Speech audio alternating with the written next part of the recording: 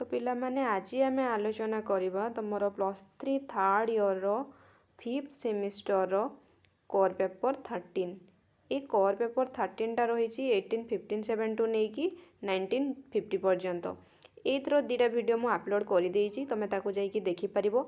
आज आम आलोचना करवा असहयोग आंदोलन कारण एवं फलाफल। असहयोग आंदोलन कहले पिला माने तुमर नॉन कोऑपरेशन मूवमेंट बुझाए। तो ये नॉन कोऑपरेशन मूवमेंट को मु स्टार्ट करिया पूर्वरु तुमको किसी इंट्रोडक्शन देबी जो थी कि तुम आराम से असहयोग आंदोलन कौन पाई हैला तुम जानि परिबो। समस्त को जाना थी मु भाबुची जो माने मॉडर्न इंडिया स्टार्ट करिचो पढ़िया पई तुमर 1885 रु नेशनल मूवमेंट ऑलरेडी स्टार्ट हो गला। ये 1885 रे कौन होता पिला माने ना 1885 रे तुमर आईएनसी स्टार्ट होता जोटा कि कह जाए इंडियन नेशनल कांग्रेस। आपर तुमर 1885 टू नहीं 1905 पर्यंत मॉडरेट फेज चलीता एवं 1905 रे पिला माने तुमर जोटा कि बेंगल पार्टीशन होता। देन 1907 रे तुमर कांग्रेस डिवाइड हो जाता एक्सट्रीम्स एंड मॉडरेट्स बुझे। तापर तुमर 1990 रे एक्ट आसीथिला। तापर तुमर 1940 रे फर्स्ट वर्ल्ड वार होता जो थे कि वी पार्टिसिपेट माने आमे चाहिथिलु कि पार्टिसिपेट करिया पई काना जेहेतु ब्रिटिशर माने हमको शासन करुले तो आमे चाहिथिलु कि जे आमे सपोर्ट करिया ब्रिटिशर को जहाँ फल रे कि सी हमको हेल्प करिवे हमको माने स्वाधीन हवा पई। तापर 1916 तुम जानिथिबो होम रूल लीग हैला। तापर 1917 तुम चंपारण खेड़ा अहमदाबाद सब स्टार्ट है मूवमेंट गुड़क महात्मा गांधी 1950 रे रिटर्न करिले इंडिया को। तापर तुम समस्त को जाना थी 1919 घटना मु एगुड़ा खाली सर्टली जाई कहली जेबे मु मॉडर्न इंडिया तुमको डीपली जाइए पढ़ेबी 1 by 1 तुमको पूरा क्रोनोलॉजी 85 टू नहीं 1947 पर्यंत कहीदेवी। आज जेहेतु तुम 1920 असहयोग आंदोलन अच्छी मु खाली तार सर्ट्रे तुमको जाई कहली। तो ये 1990 रे पिला माने कौन होता ना राउरकेला एक्ट गोटे तुम जानी राउरकेला एक्टा कौन थिला ना एटा जेतेबेले तुम 1914 माने स्टार्ट होता फास्ट वर्ल्ड वार से समय ये एक्टा पास होता जे कौन सी प्रकार तुमर माने ब्रिटिशर माने भावुले जे कौन सी प्रकार दंगा सृष्टि न हो भारत में से माने ये एक्टा पास करते जे जेकोसी लोक को तांकर डाउट हम सी विदाउट वारेंट माने अरेस्ट करें से माने 1914 एटा को पास करते किंतु 1990 एक्ट जितेबाला राउरकेला एक्ट आसला सी यही एक्टा को आउ थे इम्प्लीमेंट करदे किंतु सेते को ऑलरेडी तांकर होचु सरी जाइतला फास्ट वर्ल्ड वार। तो यही जो एक्टा लोक को बहुत हैरान कला किए जदि गोटे साधारण लोक माने बादाम खाई खाई जाऊँगी से गोटे पेपर से पेपर रे जदि माने ब्रिटिशर को एगेन्स्ट किसी लिखाई संगे संगे अरेस्ट करा जाउथला एही भाव में तुम राउरकेला एक्ट थिला। एवं आउ गोटे इनसीडेंट घटीला 1990 रे समस्त को जाना जोटा कि जालियानवाग मासाकरे थिला। जालियानवाग मासाकरे कौन होता ना तुम जो थिले इंडियंस माने सेठी तुमर बैसाखी पालन करुले तो सेटा जनरल डायर आसिले जी कि माने विदाउट माने किसी इनफॉरमेशन देकी माने ओपन फायर स्टार्ट कले। तो यही दुईटा घटना पाई महात्मा गांधी बहुत विचलित हो पड़ते जहाँ फल कि सी असहयोग आंदोलन स्टार्ट करते। जेबे भी तुमको असहयोग आंदोलन पचारे जीवो यही दुईटा इनसीडेंट को मन रखियो राउरकेला एक्ट एवं तुमर जालियानवाग मासाकरे जितेबेले तुमर ये general Dyer open fire start कले देन आमर बहुत इंडियन एथर माने प्राण त्याग कले माने बहुत लोक मृत्युवरण कले। तो एथर जितेबाला जनरल डायर को पचरा गला सी माने तांकर भूलटा को स्वीकार न करिकि सी कौन कहले ना मोर एटा ड्यूटी थिला मु कली एवं ब्रिटिशर माने मध्य ताको ओपनली सपोर्ट कले। यही सब जिनस देखिकी महात्मा गांधी आउ सह्य करि पारलेनी एवं सी फास्ट स्टार्ट कले कौन ना ये असहयोग आंदोलन। तो मु भावुची समस्त को एतिक कथा बुझाई थिबो। एबे आमे आलोचना करबा तुमर असहयोग आंदोलन माने कारण कौन थिला। देखो एटी कौन कहूची भारतर स्वाधीनता संग्राम इतिहास रे असहयोग आंदोलन एक अस्मरणीय घटना। ब्रिटिश शासन विरुद्ध रे एक संघबद्ध असहयोग वातावरण सृष्टि करिया पई भारतीय जातीय कांग्रेस जो निर्दिष्ट कार्यक्रम और पदक्षेप ग्रहण करितला ताहा असहयोग आंदोलन मध्य प्रतिफलित होता। एमती नुह कि केवल ये दुईटा इनसीडेंट ता पूर्वर भी बहुत सारा घटना आम भारतीय मानक मनरे माने ऑलरेडी माने आसी जाइतला जे ब्रिटिशर माने हमको लुटुचंती जेमिति कि माने दादा भाई नारंजीकर थियोरी थिला तुमर drain of wealth deindustrialization तुमर सोशल रिलीजियस मूवमेंट यही सब जिन देखी देखी भारतीय माने ऑलरेडी माने ब्रिटिशर मानक घृणा करबा स्टार्ट कर देथिले केवल गोटे माने गैदरिंग हेकी समस्त एकाठी हेकी केमिति सर उत्तोलन करिवे ता तार गोटे माने दरकार थिला जोटा कि महात्मा गांधी स्टार्ट करथिले। एही आंदोलन मुख्य उद्देश्य थिला भारत में ब्रिटिश शासनर मूलदुआ ध्वंस करी भारत में स्वराज हासिल करवा। माने ये जो असहयोग आंदोलन माने मेन कजटा कौन थिला ना यहाँ तुम उद्देश्य थिला जे भारत में ब्रिटिश शासनर मूलदुआ को ध्वंस करवा माने ब्रिटिशर मानक टोटाल उपरे इंडिया हटईदेवा। सेथिपाई 1920 मसीहा सेप्टेम्बर 6 तारिख दिन कलिकतार अनुष्ठित भारतीय जातीय कांग्रेस अधिवेशन में गांधीजी इंग्रेज सरकार विरुद्ध में असहयोग आंदोलन प्रस्ताव गृहीत करते। ये क्वेश्चन आसियो पिला माने जे असहयोग आंदोलन प्रस्ताव कौटी माने तुम गृहीत होता तुम लिख 1920 सेप्टेम्बर 6 कलिकता अधिवेशन में तुम जातीय कांग्रेस प्रस्ताव गृहीत होता। ओके नेक्स्ट देखिबा। एवं यही प्रस्ताव को डिसेम्बर मासरे नागपुर अधिवेशन में जातीय कांग्रेस यही प्रस्ताव को पुनर्बार समर्थन कला। तुम कोलकाता अधिवेशन में एटा को माने आलोचना करा जायतिला जेतेबेले नागपुर अधिवेशन हैला एटा को पुनर्बार प्रस्तावटा को समर्थन करागला। तेणु 1920 मसीह असहयोग आंदोलन आरंभ हैला। तो एबे देखिबा आमे आंदोलनर कज गुडा कौन कौन थिला। भारतीय जातीय कांग्रेस निम्नलिखित कारण मानक जोगु एही आंदोलन करिया पई स्थिर कला। कौन कौन रही ना तुमर प्रथम विश्वयुद्ध तुर्की परास्त होगा पर इंग्रेज सरकार तुर्की सुल्तान बा खलीफा को अपमानित करी व दंडित कले। मैंने तुम जानी जो फास्ट वर्ल्ड वार सरीगला से तुम तुर्की हारी जाइतिला एवं तुर्की को तुम ये ब्रिटिशर माने बहुत सारा अपमान करुले खलीफा मानक। से जो खलीफा मानक अपमान करुले जो भारतर मुस्लिम माने थिले तांको ये जिनसटा बहुत माने व्याघात करथिला बा तांको बहुत दुख देइथिला। खलीफा मुसलमान मानक धर्मगुरु होइथिबारु तांकर असम्मान पृथ्वीर मुसलमान मानक अपमानित करथिला। जेहेतु सी माने तुम खलीफा थिले मुस्लिम मानकर धर्मगुरु तो तांको जोठी भी अपमान करा जाऊ सी इंडिया बाहर हो कि जोठी भी हो तो तेणुकरी भारतीय मुस्लिम मानक एटा अपमानित लागिथिला। तेणु भारतीय मुसलमान माने इंग्रेज सरकार विरुद्ध में खिलाफत आंदोलन सृष्टि करथिले। एहाको गांधीजी और बहुत हिंदू जनता समर्थन माने स्टार्ट कले फल असहयोग आंदोलन आरंभ है। द्वितीय कज कौन थिला ना इंग्रेज सरकार द्वारा राउलटा आईन यहाँ जो मुझे कहली राउलटा आईन प्रचलन फल भारतीय मध्य असंतोष वृद्धि पाई।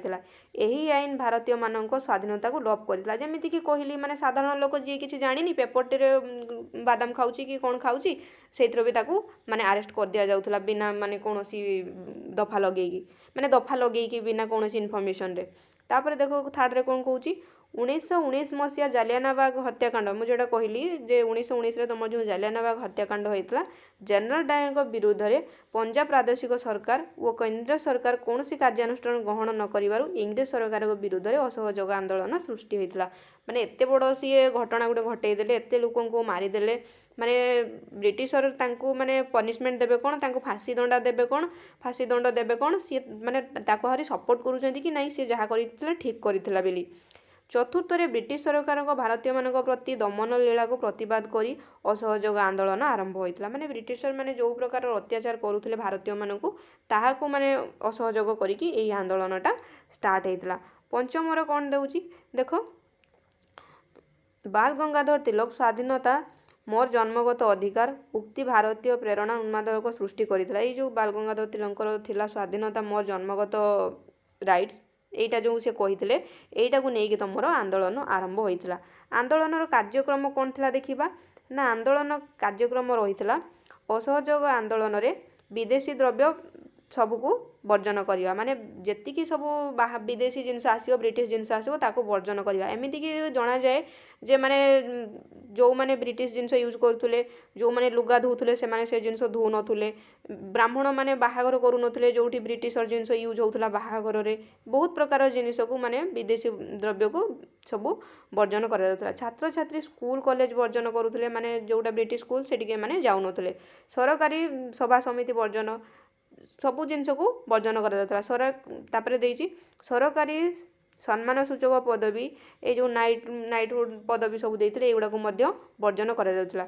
ब्रिटिश आईन अदालत को वकिल और महिला वर्जन करुले माने आईन को माने मानु नथुले बा वर्जन करते जे कौन कोर्टर आईन को मानवे ना बोली काउंसिल को वर्जन करा। ଏହା ବ୍ୟତୀତ ଏହି ଆନ୍ଦୋଳନରେ ନିମ୍ନଲିଖିତ ଘଟଣାତ୍ମକ କାର୍ଯ୍ୟକ୍ରମ ଅଧିକ ଗୁରୁତ୍ୱପୂର୍ଣ୍ଣ ଯୋଗାଇଥିଲା କ'ଣ ନା ଦେଶ ସାରା ଜାତୀୟ ବିଦ୍ୟାଳୟ ଓ ମହାବିଦ୍ୟାଳୟ ପ୍ରତିଷ୍ଠା। ସେତେବେଳେ ସ୍ୱଦେଶୀଟାକୁ ବହୁତ ଇମ୍ପୋର୍ଟାଣ୍ଟ ଦିଆଯାଉଥିଲା ଏବଂ ସେହି ସମୟରେ ତୁମର ସବୁ ବିଦ୍ୟାଳୟ ସ୍ଥାପନ କରାଯାଇଥିଲା। ସରକାର ଅଦାଲତ ପରିବର୍ତ୍ତେ ପଞ୍ଚାୟତ ପ୍ରତିଷ୍ଠା, ଯେଉଁ ଏବେକାର ପଞ୍ଚାୟତ ରାଜ ସିଷ୍ଟମ୍ ସେ ମାନେ ସେଇ ଟାଇମ୍ରୁ ମହାତ୍ମା ଗାନ୍ଧୀ ଚିନ୍ତା କରିଥିଲେ ଏଇସବୁ କରିବା ପାଇଁ। ବୁଝିହେଉଛି। ନେକ୍ସଟ ଦେଖିବା।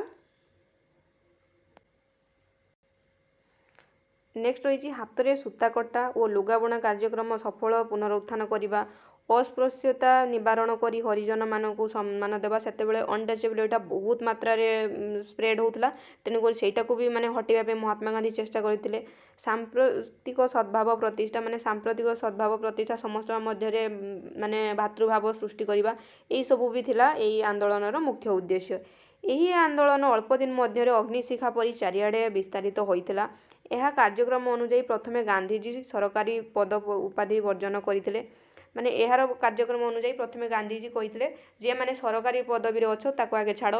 ଛାତ୍ରଛାତ୍ରୀମାନେ ସ୍କୁଲ ବର୍ଜନ କଲେ ଏବଂ ଅନେକ ଓକିଲ ନିଜର ଆଇନ ବ୍ୟବସାୟ ତ୍ୟାଗ କରି ଆନ୍ଦୋଳନରେ ଝାସ ଦେଲେ। ସାଧାରଣ ଲୋକମାନେ ବିଦେଶୀ ସାମଗ୍ରୀ ବର୍ଜନ କଲେ, ସ୍ୱଦେଶୀ ଦ୍ରବ୍ୟ ବ୍ୟବହାର କଲେ। ଖାଦିର ବ୍ୟବହାର ଏହି ସମୟରେ ବହୁତ ମାନେ ପ୍ରଚଳନ କରାଗଲା।